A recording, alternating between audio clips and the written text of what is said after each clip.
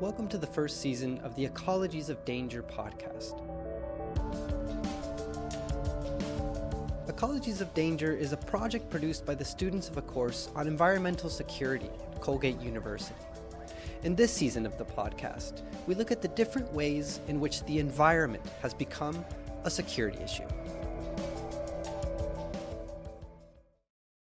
In this episode, ADeRiggs shows how rapidly rising sea levels are also raising new questions about international immigration. If I asked you to close your eyes and picture the South Pacific Islands, what do you see? Sunny beaches, swaying palm trees, kids playing in the coming and going of the tides? Now, what would you say if I told you that in about 50 years, those islands could all disappear into the ocean for good? And sad to say, it's all because of climate change. Global warming has caused everything from catastrophic tropical storms and drought to flooding and coastal erosion. The basic physics of climate change is very clear and very simple. If the whole ocean expands and if the whole ocean increases in temperature, the volume will expand. The other part of the story is that if the whole ice in both the north and the southern and the mountain areas actually melts, all that volume of ice will end up as water in the oceans. So if this actually turns out to be true, then maybe we wouldn't have more than the rest of this century to stay here. That was Andrew Team, Senior Policy Advisor on Climate Change for Kiribati, a small island nation just south of Hawaii. From tropical storms, coral reef degradation, and melting glaciers in the poles, many islands have seen coastal erosion and extreme sea level rise affect their homes and their communities, thus forcing people to leave their homes and migrate to distant nations to seek citizenship. Narungano, mayor of Abanyang, an outside island of Kiribati, says, "The people in the side of the Buginaco Lagoon, they already gone to the mainland because 200 meters of their land disappear. And the people that live there remove and separate." By 2050, an estimated 200 million people will be forced to leave their homes because of climate change, and about 1.7 million people will be from the Pacific Islands alone. So what do we call these people that are forced to migrate? In our political discourse, these people have been termed refugees. International law defines refugee as a person who is forced to leave their country due to war or fear of violent persecution. But what about the people who aren't forced to migrate because of war, but instead because of nature? In 2006, the Maldives proposed a change to the definition to include climate refugees. But the UN refuted the expansion of the term, thinking it was inappropriate connection between persecution and climate change.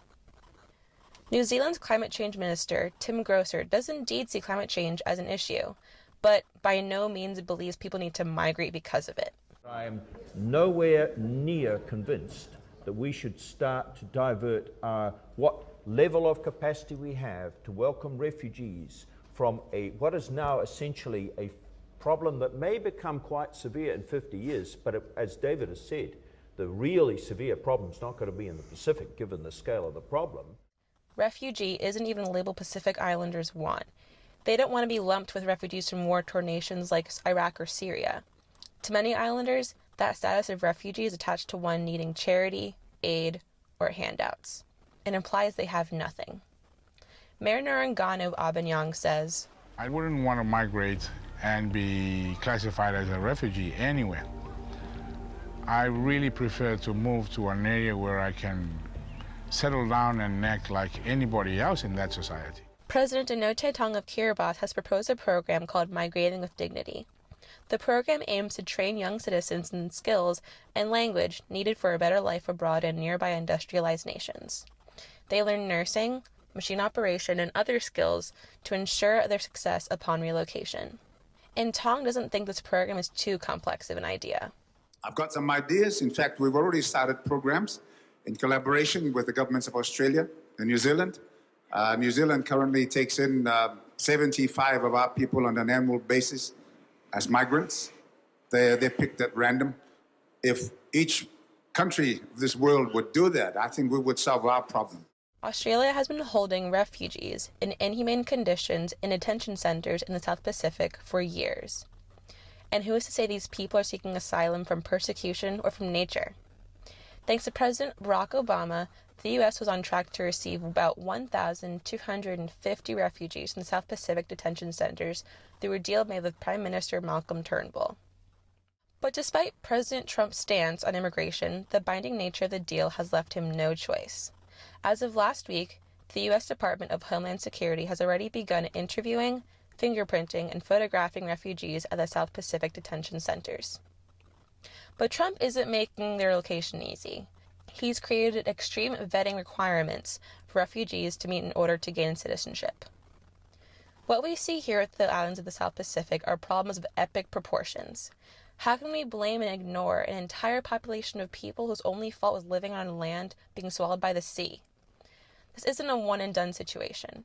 There are plenty of coastal regions in the U.S., Europe, Asia, and Canada that are just likely to go underwater as the South Pacific. After what's happened to his own nation, President Anote Tong of Kiribati fears the future. I think the point is, if nothing is done, then other countries and other people will be next on the front line. When do we start to sacrifice our standards of living for the sake of the future of this planet? The biggest challenge that I want to throw is, what are you going to do about the people that have become victims? This represents the single biggest moral challenge to humankind. And if it doesn't respond to this, then there is no credibility to anything. As the old saying goes, no man is an island. There is something toxic about this us versus them mentality that so many industrialized nations have, and it must stop. It is up to us as the industrialized nations to take a stance and make tangible efforts to mitigate and prevent the impacts of climate change. We must welcome refugees of all sorts with open arms into our country. Because who knows? Could we be next? This is Alexa ADeRiggs at Colgate University.